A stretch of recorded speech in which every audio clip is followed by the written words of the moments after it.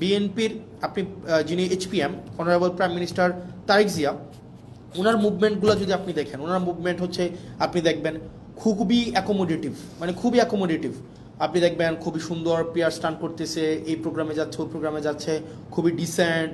এবং হচ্ছে ইনক্লুসিভ একটা মুভ দিচ্ছে। কিন্তু অ্যাক্টিভিটিগুলো যদি আপনি দেখেন, বিএনপির অ্যাক্টিভিটিগুলো লাস্ট 2 মাসে, নাম্বার ওয়ান অ্যাক্টিভিটি বাংলাদেশ ব্যাংকে যেভাবে দখল করা হইলো, এই অ্যাক্টিভিটিটা যদি আপনার চোখে পড়ে, বিসিবিকে যেভাবে দলীয়করণ করা হইলো, স্থানীয় সরকারকে যেভাবে ধ্বংস করা হইলো, মানবাধিকার কমিশনকে যেভাবে বাতিল করে দেওয়া হইলো, পুলিশ সংস্কার কমিশনকে বাতিল করে দেওয়া হইলো, সুপ্রিম কোর্টের সচিবালয়কে বাতিল করে দেওয়া হইলো, এরপরে হচ্ছে আপনার এই ব্যাংকগুলোকে আবার দখল করার জন্য দখলবাজদেরকে যে সুযোগটা দেওয়া হইলো, এই অ্যাক্টিভিটিগুলো যদি আপনি একসাথে করেন, তাহলে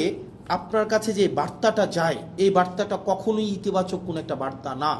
এই অ্যাক্টিভিটিগুলো যদি আমরা একসাথে যোগ করি, তাহলে যে বিএনপির চেহারাটা দাঁড়ায়, এই বিএনপির চেহারাটা